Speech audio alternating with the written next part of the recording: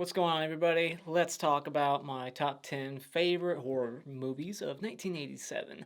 I watched over 65 movies this month for this ranking, and holy shit, this is the year of horror comedies. My list is mainly going to consist of silly movies, not really straight up horror. So there's a lot more horror comedies in 87 and a lot of sequels. There's a lot of part 2s and 3s. And then in 88, there's going to be a lot of part 2s and part 3s as well. So we're getting into sequel territory in horror comedies. The trend started in 85, but now it's like jam packed full of comedies. Everything has humor in it. So let's talk about my top 10. But first, let's go into my 5 dishonorable mentions. 5 movies that I thought were absolute shit or just bugged me. So, all personal opinions. There's no need to get all upset and butthurt about it. So, just put a sock in it. Nobody picked my number one, just so you know. When I asked everybody what their favorite was, no one mentioned mine at all. So, just want to point that out. So, 5 worst ones. What is the worst of the worst to me? And it's a movie that has listings for 88 and 87. So which year is it? I don't know, but fuck it. It's 87. We're going to talk about it. The worst movie from 1987 or 88, whichever, is Doom Asylum. It is just an absolute abomination of unfunny jokes and just piss poor filmmaking. It's a slasher spoof, basically, that's not funny. And what bugs me the most about it is that it's so terrible, but the gore is fantastic and on screen. So it just bugged me that great movies get their gore taken away, but shitty movies like this get to have it. You get like a face chewed up, a drill to the head, melting faces. It's all on screen and it's great, but fuck, this movie is so annoying. You got a girl who is fake laughing throughout the entire fucking thing, and guess what? She gets to live to the end, so we get to hear her laugh for 80 minutes straight. And half of the runtime seems to be just some random movie that the killer is watching on TV. It keeps cutting back to this black and white movie, and I have no idea if it's even relevant to what's going on. I couldn't pay attention. What is the point of what he's watching? Does it have anything to do with the plot at all? This movie does every joke like numerous times, and it thinks it's so funny. It's just beating a dead horse, the fake laugh, the running across the field in slow motion, everything. This movie was so annoying, I actually had to keep hitting mute and just letting it be silent for a minute or two so I can cool down, and then I would unmute it, and then it would just piss me off again. I would mute it again, but I sat through the whole thing. Fuck this movie, it's terrible. Next up is a sci-fi movie, and it has the girl from Night of the Comet, and that is Night Flyers. This movie was just such a boring disaster. I like that it has the actress from Night of the Comet, and the acting overall is about average. But the only thing memorable about this movie is some guy getting his head lasered off from like the mouth up, getting like half decapitated. That's the only thing I remember about this movie. It looks ugly. The cinematography is terrible. It's just cheap. I don't like sci-fi movies that much. So this movie just could not win me over. It was so boring. I have no idea what's going on in this movie, and nor do I care to ever find out. This movie has a bunch of telepathic characters, and they somehow make that not interesting. Third honorable mention here is a movie called Shallow Grave. Not the one from the 90s, the one from 87, of course. This movie has no ending. You just get to fill in all the blanks. This movie to me is just poorly written trash with a frustrating, moronic cop who just can't put two and two together until the credits are rolling over his stupid fucking face. This movie's opening rips off Psycho, like shot for shot, literally. A girl in the shower, every shot taken right out of it. Even the music is similar, but it makes no sense why the girl is acting like she actually got stabbed when it was all a prank. When you get fake stabbed, you don't react that way dramatically, holding your hand out, grabbing the shower curtain, and falling over. She's not actually stabbed. Why is she acting like that? Makes no fucking sense at all. The first half is actually okay, but holy shit, does it fall off the rails.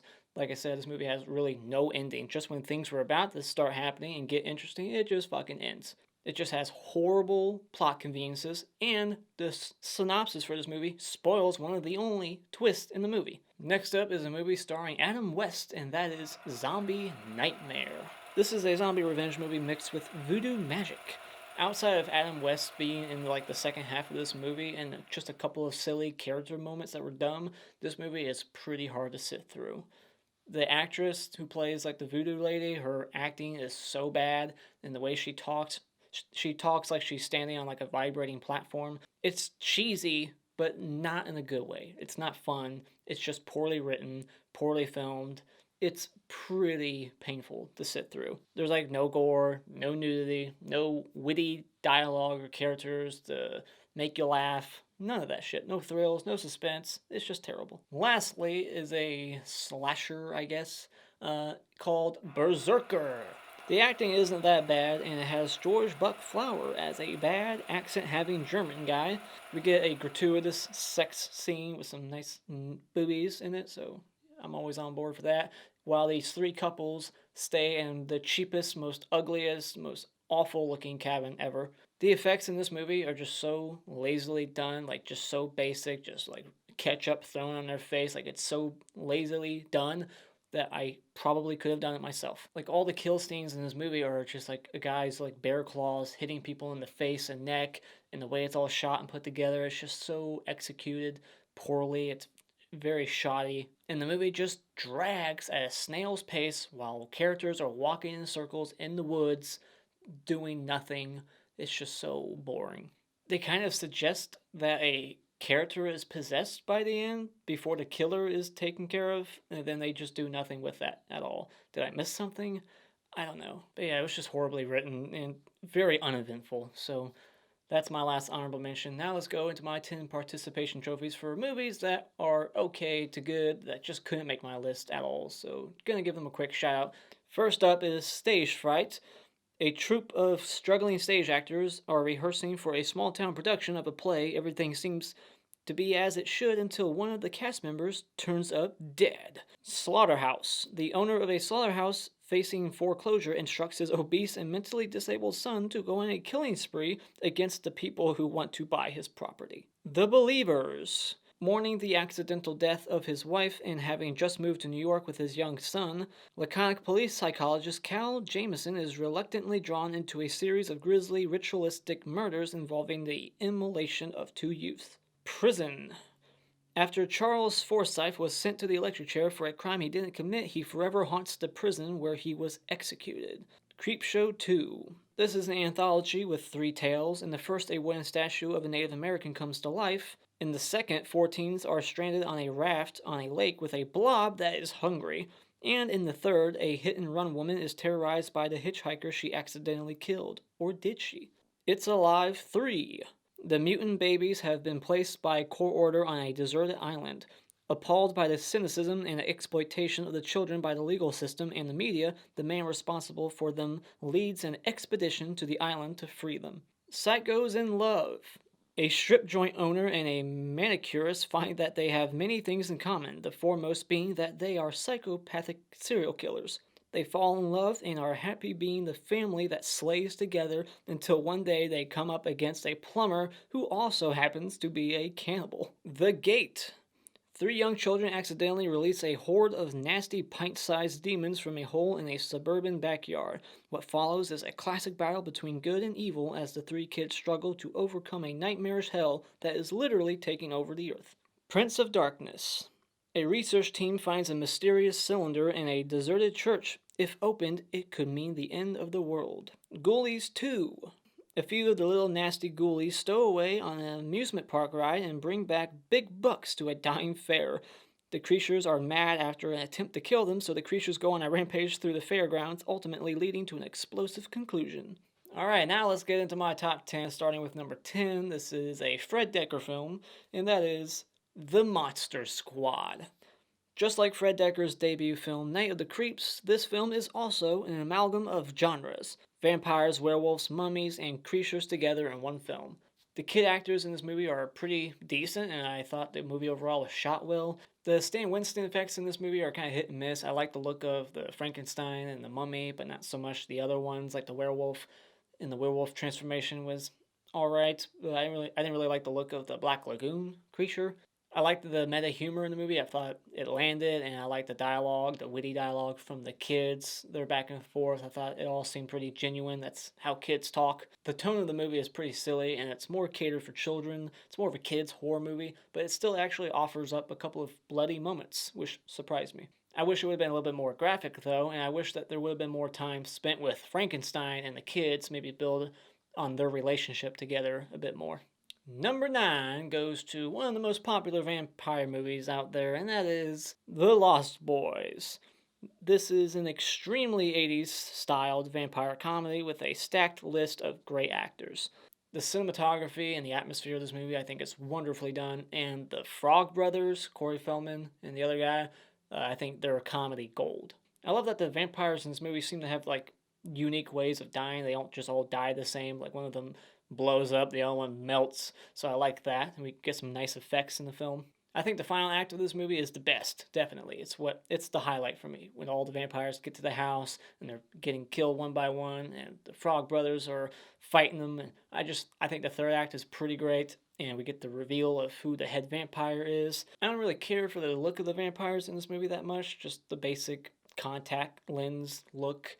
Just thought it looked a little silly. I wish that the bonfire scene would have been more graphic. I mean, it seems like there should have been more here. I feel like this movie was censored. And why does Star love what's his face so much? There's just like an instant love between them and they just met. I don't get it. But anyways, shout out to a couple of users who love this movie. This is their favorites, Xander Foley and Angel Perdiot. I don't know. If I'm mispronouncing your name, don't get upset. Number 8, we'll go to a Peter Jackson film, and that is Bad Taste. Not half as gory as Dead Alive, but still enough to satisfy the gorehound in me. It's got over-the-top graphic violence in it, and it's definitely got Peter Jackson's stamp on it. The aliens in this movie look pretty cheesy, and like the leader is the only one that can speak English for some reason. Of course, the aliens, they have like these baboon-like asses just protruding out of their pants. It's all very silly, cheesy, and just over the top. The story behind why all the aliens are there collecting people is pretty ridiculous, and I thought it was interesting that this movie starts like post-invasion. Usually we see the aliens land on Earth, but this one starts after the fact. What I don't like about this movie, though, is I just don't like the setting, the atmosphere of just being stuck on this like grassy mountainside the whole movie. I just wish we were at a different location. And the first half of the movie I felt was just a bit tedious. But overall, I think it's a fun, gross, gory alien movie that's impressive considering the low budget it had. So shout out to K Joan, who said that this was their favorite. Number 7 goes to a movie from the director of Dreamscape, and that is The Stepfather. What I like about this movie is I think it's very well written and smartly directed. It's a dark thriller, and the actor who plays the titular character is fantastic. He doesn't go too hammy or over the top with his performance. I think he just plays crazy right. I like that they leave this character mysterious too. We don't really know his real name. He keeps changing his name. The only thing we know is his motive. Anytime a family that he gets starts to upset him and he just doesn't approve of what they're doing, he just kills them and gets a new family. The whole subplot with the brother-in-law, I like it, but I don't like how it was handled by the end, like where it goes. I wish that could have been done better. Wish it would have been more of a struggle in the third act between the stepfather and all these other characters. Wish that would have been done more, exciting and more intense. The opening I thought was pretty haunting with just this macabre image of the bloodied, butchered family in the living room just dead. It's well shot, and I thought the performances overall were pretty good, except for maybe the daughter. She has some moments where she's not that great. But overall, still pretty suspenseful and really the most surprising movie from this year. I didn't expect to like it as much as I did. So Stepfather is my number 7. Number 6. This goes to my favorite film from Clive Barker, and that is Hellraiser. This to me is a very imaginative, unique, macabre film with the great Andrew Robinson. I really like the dark, gritty atmosphere of the film, and the Bob Keane effects in the movie are truly amazing. The resurrection of Frank and Skinless Frank looks phenomenal. And I like the way the sets like morph into hell, like at the hospital and the house when they use the box and it turns into like the Cenobites' torture lair and the flesh is everywhere. Like all that stuff looks great. The Cenobites all look pretty unique. I like their designs in this one the most, and The lines from Pinhead are very iconic. Another aspect of this film that doesn't get talked about enough is Christopher Young's score. I think it is fantastic and it just adds to the atmosphere in the scariness of the film. It's just a great score. I don't care for the optical effects, the little lasers going off when the Cenobites are taken out at the very end. That's very aged, doesn't look good. And they kill Pinhead first out of all of them. Really? Not really kill him, but send him back to hell. There's some things that you just kind of have to ignore, like how Kirsty is a puzzle box master all of a sudden. Like, they never explain how you use this thing. She just picks it up and knows how to, like, shut it and kills all the Cenobites at the end. Like, how does she know what she's even doing? So you just have to look past some stuff. And her boyfriend character, you can write him out of the movie, and it would do nothing to change this film. And shout out to Chongo Chalupa and Guadalupe Martinez. And this is the last serious horror movie you're going to see on this list. Number 5 goes to everyone's favorite movie from this year, it seems. Everyone's favorite from this franchise, and that is Nightmare on Elm Street 3, The Dream Warriors. It's all downhill from here, and should have stopped after this, quite honestly. This was the perfect ending of what could have been a great trilogy, but they squandered it with creating more sequels. I really like the cast. I like that they brought back Heather Langenkamp, and her acting is slightly better from the first one. And we got Larry Fishburne, not Lawrence, Larry in this one. And we got Craig Wasson, and we got John Saxon back again. And the Freddy makeup in this one is pretty good. Not the best, but I like it. The set designs and the dream sequences, the fantasy element of this movie is all pretty good. Like, the sets are pretty creative, and the opening one is very dark and disturbing with all the hanging bodies. There's a lot of great dream sequences in this movie. This one also has the best one-liners from Freddy. Welcome to primetime, bitch. And some of the best kills in the franchise, also with the puppet one and the TV one, like I just talked about. So I like the kills.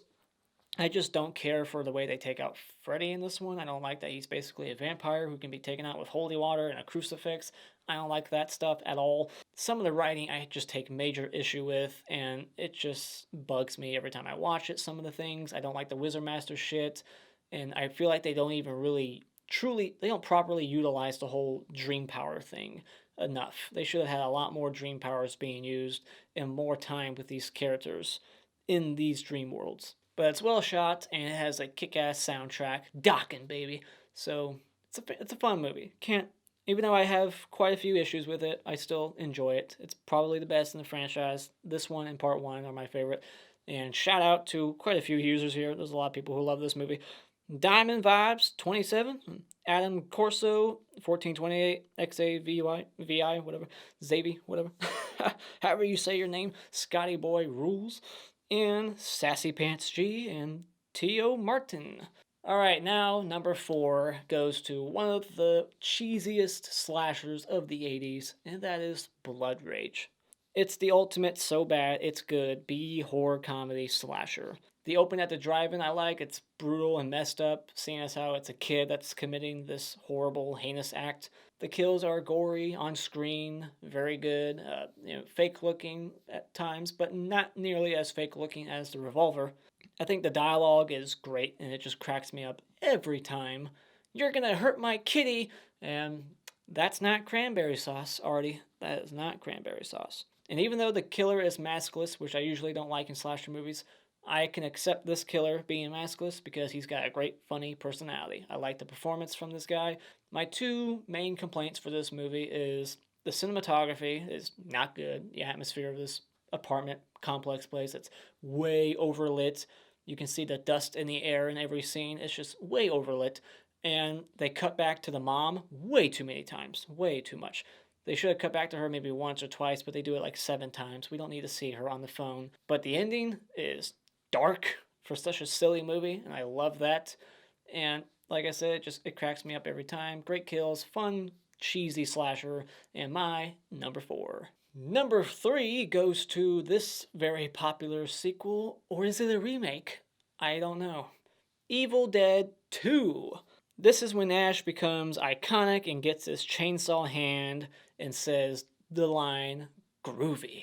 The K&B effects in this movie are pretty good, and this film is chock full of effects, all kinds of like stop motion and just practical reverse shots and just all kinds of different effects that they used to do back in the day before CGI. It's all in here and it all looks pretty good. How the possession thing works doesn't make any sense, but it doesn't really need to, right? And the first half, when it's just Ash in the cabin alone, is the best part. I like the second half, but the first half just is amazing when it's just Ash. He chops off his hand, and then in the third act, when he gets his chainsaw hand, that's pretty great too. I just feel like it starts to lose a little bit of steam once the other people join him. But still a great movie. It gets going pretty quick. It's very quickly paced. Bruce Campbell is hilarious with just his performance, his nuances, just his line delivery. I love him in this one. He's the star of the show, and they put him through the ringer. Now, some of the humor is a little hit and miss. Like, some of it goes maybe a little too far, maybe a little too slapsticky, but it doesn't ruin the experience overall. And I wish that the score for this franchise was more like iconic and memorable, like consistent from one to the other. I don't ever like notice the music when I'm watching the movie. I'm just looking at the effects and the performance by Bruce Campbell. I don't even notice the music being there. So I wish that this franchise had a score that everyone could, that's memorable and you could, put on your Spotify playlist, This franchise just needs a signature theme, if you ask me. And shout out to Justin Smith, Joey, Mert, and Royce Bunn. Number 2 goes to the, I believe, third film from Stuart Gordon, and that is Dolls. This is a very short, quick-paced, bizarre, atmospheric killer doll movie from the creators of Reanimator. I'm a huge fan of killer doll movies, especially when they're done right. Which they hardly ever are. Kind of like shark movies. There's not a whole lot of great shark movies, and there's not a whole lot of great doll movies, if you ask me. But this is up there with Child's Play as one of the best doll movies out there. The opening daydream sequence is one of a kind, amazing, and the characters overall, all of them, are great. Ralph and Judy are just wonderful and hilarious together. You got John Carl Beekler effects that are pretty good, and here's some good stop motion effects. It all doesn't really age poorly. I think it all looks pretty good. The humor is spot on. I thought it was perfect. Like, it was just the right amount of, corny humor. It wasn't too over the top and or cringy or anything, and just great characters, beautiful cinematography. It's very well shot, like the characters, love the effects, and just the twist of what's going on with these dolls, who they are, all that stuff is absurd, and I love that as well. So yeah, could have used a bit more gore. There's a couple of British characters that are slightly annoying, but they're still great. All right, now before we get to my number 1, I bet you're dying to figure out what it is if you haven't already fast forwarded through all this shit. If you do that, shame on you. Watch the whole thing. But before we get to my number 1, let's talk about 5 quick honorable mentions. I always say quick, but I love to talk about these movies. All right, I watched them. I want to talk about them. So honorable mention number 5, 15, will be Opera. Probably my least favorite Argento of the ones I've seen so far, but it's still got his style and creative cinematography. The keyhole shot where the bullet goes through the key, that was a great shot and very cool kill. And the idea of the needles underneath the eye, like you blink and it stabs you in the eye, great idea on paper, not executed all that well. Like, it doesn't make sense. It wouldn't even work the way it's done. The whole concept of the ravens like getting revenge towards the end is funny and very similar to the chimp in Phenomena. What I don't like about this movie, though, is the opera music throughout. I can't stand that kind of music, and they have a lot of it in here. The kills overall are fine. There's nothing really gory in here, but I like that there's lots of like POV and stalking. Feels very much like a slasher, but it's a giallo. And yeah, so not a whole lot to say about it, but shout out to David Kohler, who said that this was one of his favorites from 1987. Moving on to my number 14, I guess, will be Slumber Party Massacre 2. They try to connect this movie to part 1 with this character being like the sister, and to me it was just unnecessary. They didn't need to do that. They could have just had new characters, and to me it actually kind of hurts the film doing this. The killer's weapon in this movie is unique and one of the best of all time. A freaking guitar drill. The killer in this movie, his personality is great. His song, his dance moves are slick. He's a great dancer, and I just really like him as a killer, and this features two actresses from the Friday the 13th franchise. While I enjoy some of the corny hallucinations in the movie, I feel like there's way too many fake outs. And like, I swear I saw it, and then now it's not there, and they think she's crazy. Like, it just gets really redundant pretty fast. And even the kills are redundant. Just a lot of drills to the chest and back. They look good, but it's just the same kill again and again. The final chase could have been done better. It's not really that exciting. It's very quick, and there's some jarring editing in the film. It's not shot that well. It feels like a music video in a couple of moments. There's a lot of singing and shit. It's almost like a musical, and I don't like musicals, but this one I can watch because it's just so silly. The killer's weapon, all that stuff. It's so cheesy and bad that it's actually enjoyable, and it's not that long. So, Slumber Party Massacre 2 is my second honorable mention. My third honorable mention goes to my favorite movie in this franchise, and that is Prom Night 2. Hello, Mary Lou. I really like Mary Lou in this movie as the antagonist. I like the opening when she goes to like the confession booth, and what she says there is iconic and awesome. There's some good meta humor in the movie. Characters named after like horror directors. Your mother sews socks in hell. This one to me is just the best, easily. It's the best in the franchise. It's not slow. It's not boring. Got a couple of good kills in here. The lockers crushing that one chick. It's very much Carrie versus meets not versus. It's Carrie meets like The Exorcist. The Carrie scene towards the end, I wish that would have been more grand, a lot more fiery, a lot more shit going on. It seems like there's a lot going on, but not a whole lot actually happens. There's only like one person who dies at that prom, and that's a shame. Moving on to my next honorable mention will be another vampire movie from this year, the other popular one that everyone likes, and that is Near Dark. It's one of the only vampire movies that I've seen that doesn't use the word vampire. Another thing that's different about this movie is that the only weakness seems to be the sun, and they don't have the contact lens. They don't look like normal vampires in other movies. They don't look like, The Lost Boys or 30 Days a Night or any other vampire movie or vampires from John Carpenter. This one's pretty unique because of that. You got a good cast, a lot of actors from James Cameron movies, and I think this was directed by James Cameron's wife or one of his wives. It's like a unique romance, on the road adventure vampire flick, and I like that. I don't really like the main male protagonist, though. I think he's a little too pushy and just a little rapey, and kind of makes it hard to sympathize with him and get on board with his romance with this chick. And I also don't think he's that smart. Why would you go back to your house when you know that the vampires know where you live? Makes no sense. I wasn't crazy about the score either in this movie, but I will say that the smoke effects and the effects in the film are nicely done. I like how they look when they're in the sun and they're like smoking and then they explode. All that stuff was pretty nice. And this was my first time watch, so I'm curious to check it out again and see if I like it even more the second time. Now, final honorable mention, another first time watch called Dead of Winter. This movie has the actress from Back to the Future Part 3, and also the negatives I'll get out of the way right now. The things I didn't like about this movie is the fake corpse in this movie. Was it supposed to be fake? It's supposed to be a real body, right? If that was a real body that was on her bed and in the attic, that thing looked so fake. It was bad. And there's a couple of jarring, like, still image shots in the movie and some plot conveniences here and there, but nothing major that, like, hurt my enjoyment. The acting I thought was incredible from everybody in this movie. I thought it was perfectly casted, and the suspense, it's very scary, the situation that this woman is in, and it's very gripping. And I like the way the story unfolded. It paced pretty good. I thought the main character was pretty smart. She didn't do anything that was like outrageous or anything.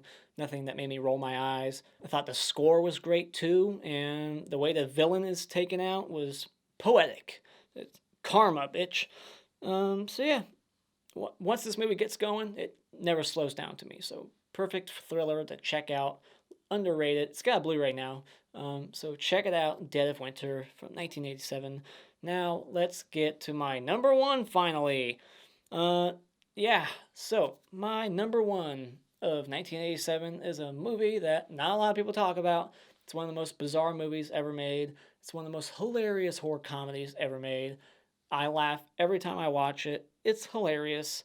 It's the shirt I'm wearing. It is Blood Diner. This is, without a doubt, the most insane, hysterical horror comedy ever made. This movie features a talking brain in a jar with eyeballs attached to it, Nazi wrestlers, a Sheetar goddess with a vagina on her stomach that is like eating people. She's shooting lasers out of her fucking fingertips.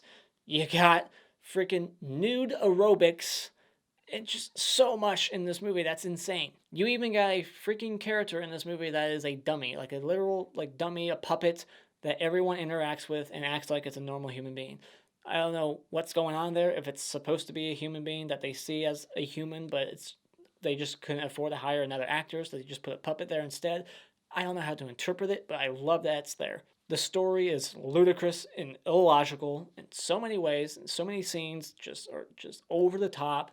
There's people dying and people just laugh at it, and then there's people dying and they take it seriously, like death is serious, but then people will laugh at this guy getting killed by a car with like hydraulics. I mean, there's so much good scenes in this movie that are hilarious and with great low budget gore. Just lots of bloody moments in the movie. The chaotic like zombie third act at the club is great, and the characters are fantastic. I love the main two characters. That they're the antagonists that we're following the entire time, but they're so lovable and funny to me that they're almost like protagonists, and I'm rooting for them. I'm like, yeah, kill them, collect their organs. I don't give a shit. Like, I love them. I just love the outrageous dialogue. Even the side characters are amazing. Vitamin C. They call me Vitamin C. Like, just the jokes, like, it's nonstop, like laugh a minute for me. It's not for everyone. Trust me, I tried showing some other people. They turned it off. It's not for everyone, but if you go in with the right mindset, you'll enjoy it. It is a comedy first, horror second. Like, it's a laugh a minute to me. It has the killer from Slaughterhouse that I was talking about earlier in my participation trophies, and it's just an unpredictable movie too. Like, it's so batshit insane, you can't predict what's gonna happen really. Just like anything goes. Like, it's so insane. I love it, and I don't want to talk about it too much because I'm gonna start sounding very redundant. It's just amazing. All right, Blood Diner is my number one. I freaking adore it. And so yeah, there you go. My number one. No one chose it as their favorite. Shame on you. More people need to watch it. Other movies that I watched, just so you know, a lot. a lot. Killing Spree, a shot-on-video horror movie. It's probably my favorite one. It's actually pretty gory. You got Street Trash, Bloody Wednesday, The Curse, Terror Night, Strip to Kill, Blue Monkey. This movie that I can't read the title. Let me click on it. Haunted by Her Past. So I watched that. The Kindred, House 2. Probably my least favorite house movie. The Munchies, a Gremlins ripoff, and Jaws: The Revenge, Angel Heart, which is more thriller. It's not really that much of a horror movie if you ask me. But you got this Birds remake called Birds of Prey. It's like an Italian remake of Birds by Hitchcock. And you got Bloody New Year. You got Return to Horror High, Flowers in the Attic, Night Vision, The Video Dead, Blood Frenzy, The White of the Eye, The Majorettes, Silent Night, Deadly Night 2, Blood Harvest, Open House, Killer Workout, Enigma by Lucille Fulci, Mind Killer, Zombie High with Virginia Madsen, and Maniac Killer, Demon of Paradise, Mutant Hunt, which is more sci-fi than horror if you ask me, and the awful, terrible sequel to Howling 2, Howling 3. Worse than Howling 2 somehow, and I'm not looking forward to Howling 4 because it has a low rating also. Such a terrible franchise. Whew. But yeah, there you go. Those are all the movies I watched. Oh, and I also watched The Hidden and Predator, but those are more sci-fi action, and yeah, sci-fi action. Those are just sci-fi action movies to me, so watched a lot, and let me know what your favorite movies of 1987 are in the comments below. And as always, if you like what you've seen here, you can hit this like button to show your support and become a subscriber today just by clicking on my cartoon face in about 5 seconds. And until next time, remember, it's just an opinion. You don't need to get butthurt about it.